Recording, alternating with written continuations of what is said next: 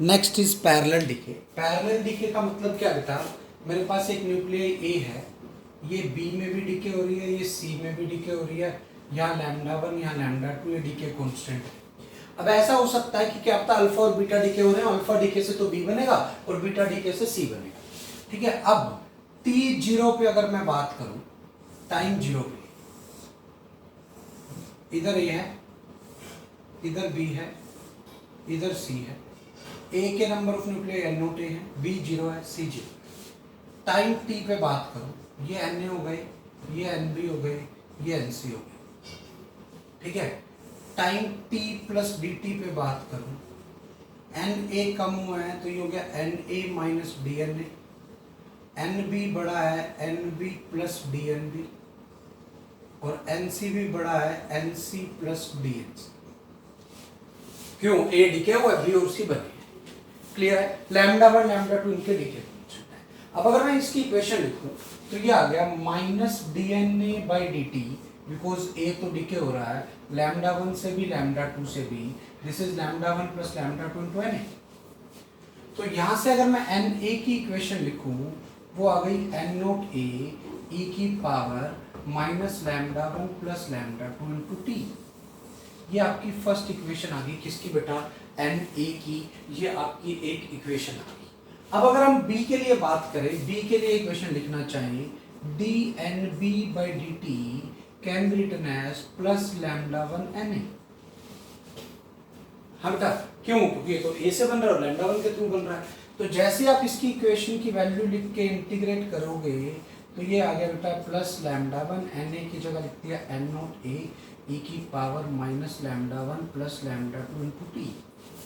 तो जैसे ही आप यहाँ से NB निकालते हो, ये आ जाता है lambda 1 N0 A by lambda 1 plus lambda 2, lambda 1 N0 A by lambda 1 plus lambda 2, 1 minus e to the power minus lambda 1 plus lambda 2 into T.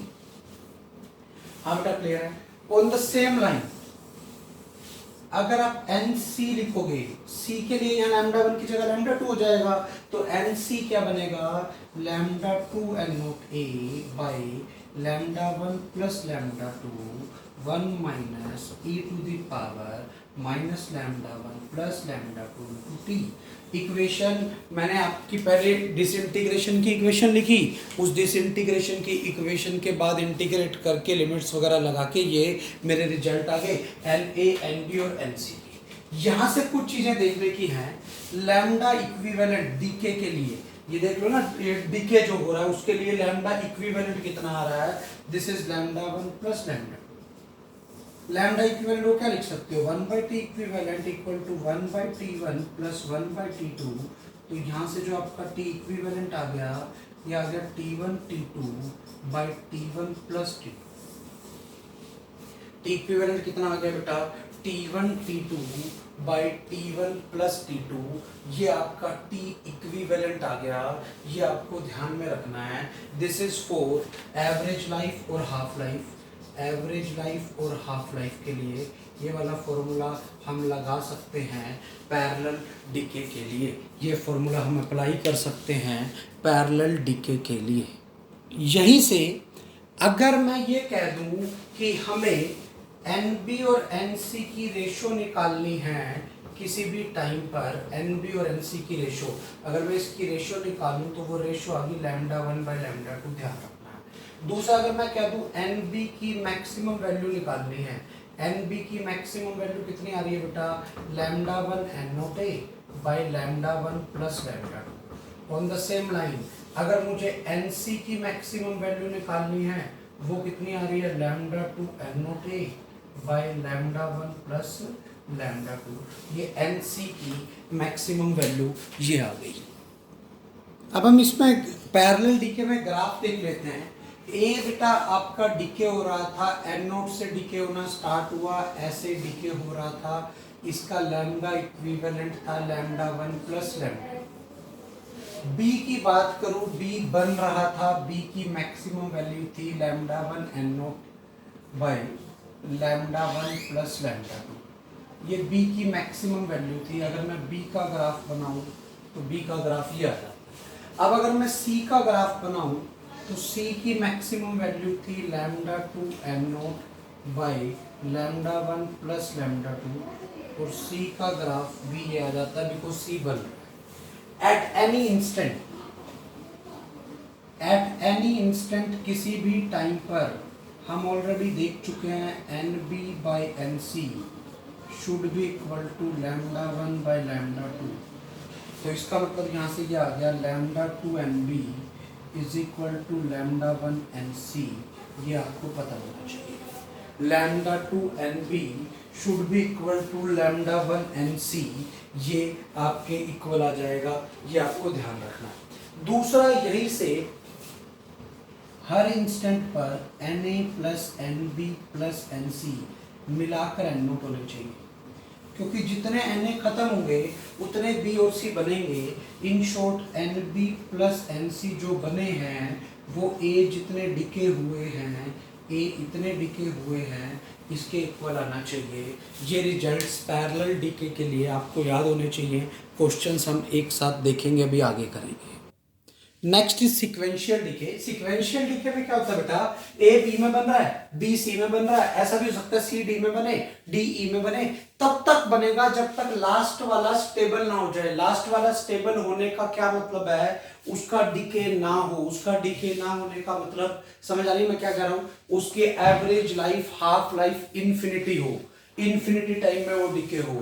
तो इसका मतलब उसका लैम्डा 0 हो तो वो डिके नहीं होगा। क्लियर है यहां तक? अब यहां पर बड़े ध्यान से देखना है, ये टाइम 0 पे एन नोट है 0 0।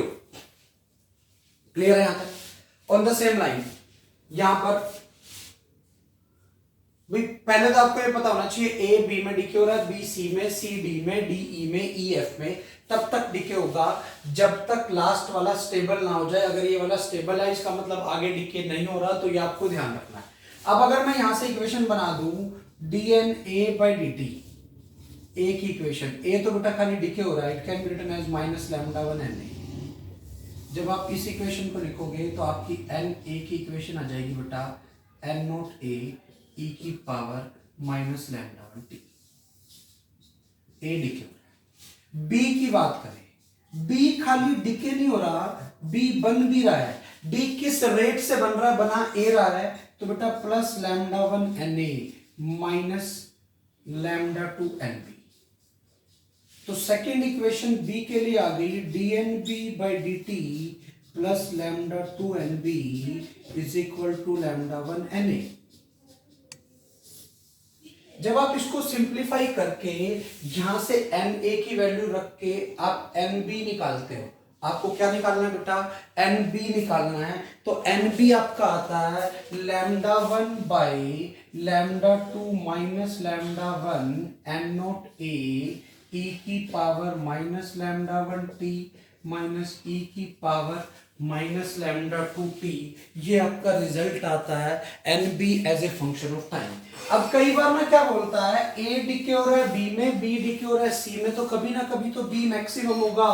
For N B to be maximum कई बार बोल देता है कि एन बी कब मैक्सिमम होगा। एन बी को मैक्सिमम होने के लिए D N B by D T should be equal to 0। और अगर आपका D N B by D T 0 हो जाए, मतलब यहां से आ गया lambda 1 N A should be equal to lambda 2 N B. और यहां से आ गया बेटा R1 equal to R2, radioactivity equal है। और you can say N A by N B इस केस में लैम्डा 2 बाई लैम्डा 1 होता है। अगर आगे सी डी के हो रहा होता डी में तो equal to lambda 3 N C आ जाता। तो ये इस टाइम पे बी मैक्सिमम हो जाता है, इसको ट्रांजिएंट स्टेट बोलते हैं। ठीक है, ये आपको ध्यान रखना है। बिल्कुल सेम लाइन पर अगर मैं सी की इक्वेशन लिखूं, सी बेटा सिर्फ बन रहा है D N C by D T should be equal to plus lambda 2 nb। dnc by dt should be equal to plus lambda 2 nb, क्योंकि बन रहा है। जब आप यहां से इक्वेशन लिख के लिखते हो c की वैल्यू, तो nc आ जाता है आपका lambda 1 lambda 2 by lambda 2 minus lambda 1 into N naught A. Lambda 1 lambda 2 by lambda 2 minus lambda 1 into N naught A, 1 by lambda 1 1 minus e to the power minus lambda 1t, 1 by lambda 1 minus e to the power minus lambda 1t minus 1 by lambda 2 1 minus e to the power minus lambda 2t। ये आपका NC आ जाता है। मुझे इन NB NC में कोई interest नहीं है। ये वाला पार्ट, ये जो चीज लिखी है ये मोस्ट इंपोर्टेंट है। नीट में, जेई मेन में यहाँ से क्वेश्चन आने के ज़्यादा चांस होते हैं। आपको ये चीज़ें क्लियरली समझ में आनी चाहिए कि हमने सिक्वेंशियल डीके के अंदर कैसे ये इक्वेशंस लिखी हैं। सिक्वेंशियल डीके में एनए और एनबी में ये ग्राफ आते हैं। ए सिर्फ डीके डीके हो रहा है, बी पहले बन रहा है एक जगह पे मैक्सिमम, फिर डीके होगा, ठीक है। तो ये एनए और एनबी के टाइम के साथ ग्राफ हैं जो आपको क्लियरली समझ में आने चाहिए। Next is artificial radio activity. अभी तक हमने जो पढ़ा था वो नेचुरल रेडियो एक्टिविटी थी, वो external conditions like pressure, temperature वगैरह पे डिपेंड नहीं कर रही थी। अब ऐसा जरूरी नहीं है कि नेचुरल हमें रेडियो एक्टिव सब्सटेंस मिले। तो आर्टिफिशियल रेडियो एक्टिविटी क्या होती है? अगर मैं एक स्टेबल न्यूक्लियाई पे कोई हाई एनर्जी पार्टिकल डालूं, चाहे न्यूट्रॉन डालूं, चाहे प्रोटॉन डालूं, चाहे कुछ भी डालूं, उस पर डालकर बम्बार्ड कर कर उस पे हाई एनर्जी पार्टिकल को, और उसको मैं अनस्टेबल बनाऊं। अब जैसे वो अनस्टेबल बन गया, वो अनस्टेबल डीके करना स्टार्ट करेगा, अलग अलग टाइप की न्यूक्लियर रेडिएशन देगा, अल्फा बीटा गामा टाइप की रेडिएशन देगा। तो उसको जो हम बोलते हैं that is known as artificial radioactivity. इसमें जो हमें आर्टिफिशियली मेड अनस्टेबल न्यूक्लियाई मिली उसको हम क्या बोलते हैं बेटा? Radioisotopes. क्या बोलते हैं? Radioisotopes. अब सबसे इंपॉर्टेंट है यूजेस ऑफ रेडियो आइसोटोप्स क्या है, स्पेशली फॉर नीट। मेडिकल में बहुत काम आने वाली चीज है। अगर आप हायर स्टडीज में जाओगे, एमडी डीएम करोगे, तो आपको कहीं ना कहीं इसका यूज हो सकता है। तो यूजेस ऑफ रेडियो आइसोटोप्स क्या है? Tracer technique in the field of medicine. क्या मतलब है? मेडिसिन के फील्ड में कुछ चीजों को ट्रेस करने के काम आता है, जैसे प्लास्टिक सर्जरी। प्लास्टिक सर्जरी में क्या होता है? स्किन ग्राफ्ट होता है। स्किन ग्राफ्ट बना है या नहीं बना, उसकी चेकिंग रेडियो आइसोटोप से करते हैं। Sodium chloride, liquid sodium chloride skin के अंदर फ्लैप से डाल दिया जाता है। वहां से अगर ब्लड का सर्कुलेशन हो रहा है तो डिटेक्टर जहां पे आपने इंजेक्शन लगाया उससे आपको पता लग जाता है कि स्किन ग्राफ्ट बना है या नहीं बना। प्लास्टिक सर्जरी में ये काम आता है। As a diagnostic tool, brain की डैमेज या कुछ बॉडी के इंटरनल पार्ट की डैमेज जो एक्सरे से नहीं पता लग सकती, जो किससे नहीं पता लग सकती बेटा? एक्सरे से नहीं पता लग सकती, वहां पर रेडियो आइसोटोप का यूज करते हैं और रेडियो आइसोटोप से उसकी स्टडी करते हैं, ठीक है। वहां पर तो उससे आपको ये पता लगता है ब्रेन में डैमेज या बॉडी के इंटरनल पार्ट्स में डैमेज के लिए ये यूज होता है। एनिमल्स और प्लांट्स में मेटाबॉलिज्म को स्टडी करने के लिए भी आप इसका यूज करते हो, इसी तरह के रेडियो आइसोटोप का यूज करते हो। Skin cancer can be treated by the exposure of electron radiation मतलब बीटा रेडिएशन, ठीक है, एमिटेड बाय रेडियो आइसोटोप। अलग अलग रेडियो आइसोटोप से अलग टाइप की रेडिएशंस निकलेगी, उससे हम स्किन कैंसर को ट्रीट कर सकते हैं। Tumours and cancers are treated by high energy gamma rays from cobalt 60। This treatment is called cobalt therapy. ये क्या मतलब है? जब आप कैंसर होता है तो एक तो होती है बेटा कीमोथेरेपी करवाते हैं, एक रेडियोथेरेपी कराते हैं। रेडियोथेरेपी में कुछ रेडिएशंस आपकी बॉडी पर छोड़ी जाती है, वो हाई एनर्जी गामा रेज होती है, कोबाल्ट 60 से निकलती है। उसमें जो पेशेंट होता है उसको एक जगह पे बिठा दिया जाता है, वहां पे डॉक्टर भी नहीं होता। डॉक्टर बाहर से, काफी थिक वॉल के बाहर से ऑब्जर्व कर रहा होता है कि क्या हो रहा है क्या नहीं, और डॉक्टर ने एक प्रोटेक्टिव किट भी डाल रखी होती है, ठीक है। तो वो हाई एनर्जी गामा रेज है, वो आपकी बॉडी में भी ऐसे ही कैंसर वगैरह प्रोड्यूस हो सकता है। ये उस कैंसर की थेरेपी में यूज करने के लिए काम आती है, और डॉक्टर्स वगैरह इसीलिए उससे थोड़ा दूर रहते हैं, ठीक है। Next radio active iodine I-131 is used in the treatment of hyperactive thyroid gland। Hyper active thyroid gland, thyroid दो टाइप के होते हैं, आपने पढ़ा भी होगा। तो उसमें से एक है हाइपर एक्टिव थायराइड ग्लैंड, ये ज्यादा आयोडीन को एब्जॉर्ब करता है। आयोडीन डालने से आयोडीन को ये ज्यादा एब्जॉर्ब करेगा, उससे हम ये पता उसके ट्रीटमेंट में भी हम इसको यूज करते हैं।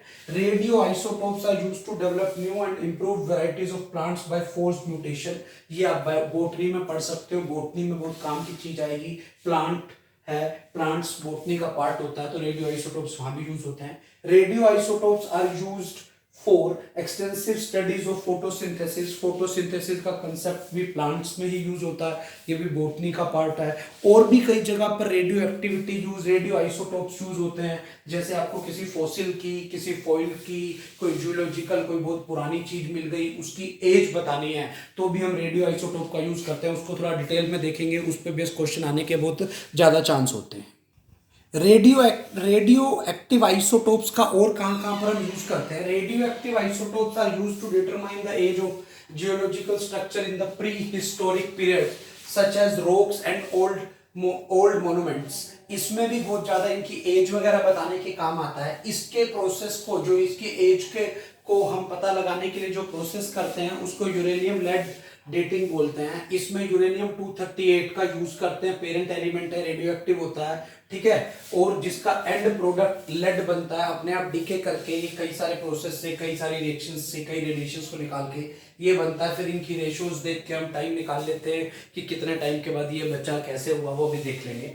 Radioactive isotopes are also used to determine the age of the fossils. Fossils की एज निकालने के बहुत काम आता है। इस प्रोसेस को हम क्या बोलते हैं? Knowing the age of fossils is known as carbon dating. इसमें कार्बन का यूज करेंगे, वो भी एक रेडियोएक्टिव सब्सटेंस है।